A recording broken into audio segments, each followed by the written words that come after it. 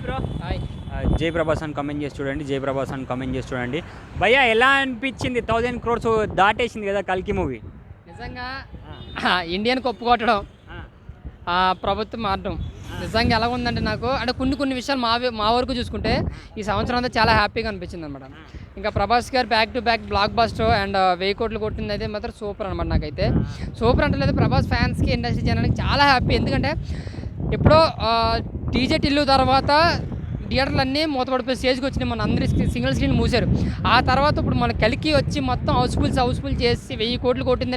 అది Indian scientific movie 1000 కోట్లు అనేది మామూలు విషయం కాదు. అది 15 రోజుల్లో. చెప్తున్నాను కదా, ప్రభాస్ అన్న దిగితేనే ప్యాన్ వాళ్ళైనా ప్యాన్. నేను ఒక్కసారి దిగిన తర్వాత ఏ రికార్డ్స్ మిగలవు. యూఎస్లో కూడా 5 million వన్ డే. ఎవరైనా 1 million వస్తే అనుకుంటారు మిడిల్ క్లాస్ సినిమాలు, అలాంటిది ఒకే రోజు 5 million. అది ప్రభాస్ రేంజ్. మేము ప్రభాస్ ఫ్యాన్సే కావచ్చు, అదర్ ఫ్యాన్సే కావచ్చు, ఇండస్ట్రీ అనేది చాలా హ్యాపీగా ఫీల్ అవుతున్నారు. నాకైతే 1000 కోట్లు అయితే ఊరమ్మాస్ అనమాట.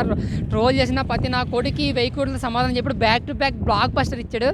ఇదే కంటిన్యూ అవ్వాలని చెప్పేసి నెక్స్ట్ వచ్చే సినిమా కూడా బ్లాక్ బస్టర్ అవుతుందనుకున్నా, అవుతుందని. డాంగిలీ మా వాడిని దింపుతున్నాడు కదా, రాజా అన్న ఒకటన్నా రాజాషాప్ నుంచి మేము కోరుకుంటే ఇండస్ట్రీ రికార్డ్స్ లేదంటే కలెక్షన్స్ కాదు అన్న. వింటేజ్ లుక్ మిర్చి లాంటి ప్రభాస్ అని, బుజ్జిగా లాంటి ప్రభాస్ని మారుతి గారు చూపిస్తా అన్నారు. ఆయన అలా చూపిస్తే చాలన్న మాకు చాలా హ్యాపీగా ఫీల్ అవుతాం. ఒక అన్స్టాపుల్లో ఆయన వేరే ప్రభాస్ని చూసాం, అదే సినిమాలో చూస్తుంటే మేము ఇంకా హ్యాపీగా ఫీల్ అవుతాం అనమాట.